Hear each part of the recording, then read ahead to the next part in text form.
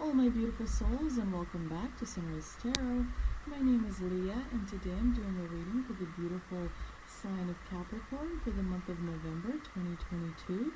I hope all my Capricorn friends are doing well. As you know, this is a general reading, so there will be parts that may not resonate with you. Only take what resonates and just leave the rest for someone else.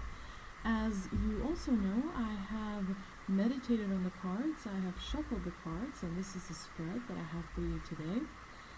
In the past position, I have Nine of Pentacles clarified by the Knight of Wands.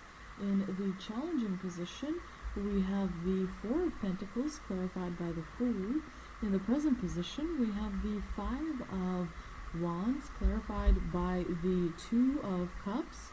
And in the future outcome position, we have the Queen of Cups, clarified by the Four of Wands. Very interesting spread. Let's get right into it. In the past position, we do have the Nine of Pentacles, which tells me that you need to re-examine in the month of November, towards the end of November, you need to re-examine your relationship with money, because in the past, you were able to be successful. The Nine of Pentacles is a card of success and financial stability.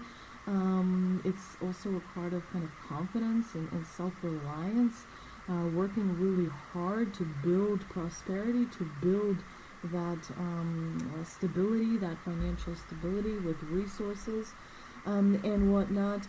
And so as a result, you know, you were able to kind of rely on that work ethic that you've had, and you were able to take action and move forward with your investments. They were able to help you kind of pursue your dreams and try new things, so that you can achieve your goals, so that you can have that progress, so that you can manifest the things that you want to see in your life. Because we do see that in November you're kind of blocking your energy in your or someone in your close circle, you know, is creating that energy, where, you know, you're blocking your energy with resources. You maybe are afraid to spend the resources. Maybe you are being overly possessive with the resources that you have. And as a result, that creates blocking energy. You know, money comes in, money goes out. Money comes in, money goes out. There's a certain flow to it. And, you know, when you kind of hoard things, when you hold on to things, when you become possessive, territorial, when you don't want to spend any of the resources out of fear, because again, in universe, everything kind of has to flow. And so when you work with the universe, it's naturally easy to have that manifestation energy all around you. But yeah, the Four of Pentacles tells me that you may be are holding on too much to something, which creates kind of a feeling of unhappiness, a feeling of unrealized potential, that may, you know, leave a bad taste in your mouth, if you will.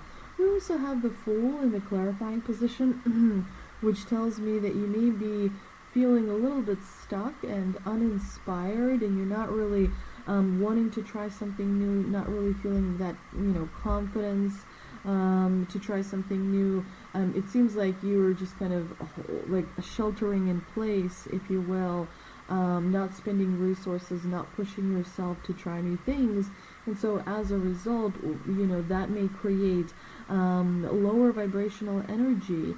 And so it's very important to work with the universe to unblock the blockages, to, you know, give what it is that, you know, that you believe protects you. When you are generous with your resources, when you are generous with different assets that you have, you know, and you're able to kind of use them to help others, then it brings more back, you know. The kind of old saying, if you give it away, you know, it's going to come back to you. Because remember, what is yours cannot be taken away. And so, like, if you want ultimate power, you have to give power away, then you have the ultimate power. If you want to have the ultimate resources or whatever, then you have to be very humble. You have to pay it forward. You have to be aware that, you know, other people need access to resources as well. Now, it's kind of like there is enough for everyone mentality. When you start, taking on I don't have enough mentality, that, scarcity mentality, then it kind of works against you, and it's important to remember. Now, in the present position, we have the Five of Wands, which is a card of disagreement, and clearly it is regarding some connection that is important to you in your life. The Two of Cups can represent a romantic connection, but the Two of Cups can also represent a partnership with someone in the professional sphere. The Two of Cups can also represent a connection like with a friend, there seems to be some sort of a disagreement, because the Five of Wands, it's a card of bickering and arguments and being annoyed, and personalities not getting along, that type of stuff. For some, the Five of Wands can actually mean sporting events, if you know what I mean, because the sporting events have to include competition. Sporting events include, showing what you can do, and trying to beat the other person, if you will, trying to beat the opponent. And for sporting events, it just lets you know that your competition is quite strong and quite fierce. So make sure you are prepared. Make sure that you have all of your negotiating points kind of really ironed out well, because you want to be prepared to negotiate. Now we do have the Queen of Cups in the future outcome position, and that is a card definitely that says, follow your heart, follow your intuition. The cups are all about emotions, and so when you have the Queen of Emotions, she's really, really good about being disciplined and structured, but also she understands that you need to have boundaries regarding your people that are in your life, people that matter a lot to you, because sometimes people who are in our life who are very close to us don't really kind of respect the boundaries, if you will. So you need to know when to give your love unconditionally, and when to give kind of like a pushback when you feel that something that's important to you is kind of being walked on all over, if you will. The Four of Wands is a really great card, telling me that you are working on a wonderful foundation. Maybe you're building, a real home, but there's some kind of a foundation that deals with family and friends that you are creating, because the Four of Wands is an important card. It's a card of community. It's a card of celebrating and coming together. It's a card of connecting with people around us, because we are all part of the collective. You cannot survive without the collective. The collective does have an influence on you, and you have an influence on it, but we are first and foremost part of the collective, because kind of being separated from the collective makes us lose our identity, if you will. But the Queen of Cups is saying, follow your intuition, follow your heart, but also know your boundaries. And her cup is the only cup in the cup suit that is closed. So she doesn't really, kind of show all of her emotions. She protects her emotions, and so she does it for a very good reason. So it's important to remember that protecting your emotions, is something that you have to do, and creating boundaries is also something that you have to do in order to protect your sovereignty. Now let's see what we can clarify with the energy oracle cards that I pulled. We have adjacent possibilities, so definitely keep an eye out for different possibilities and opportunities.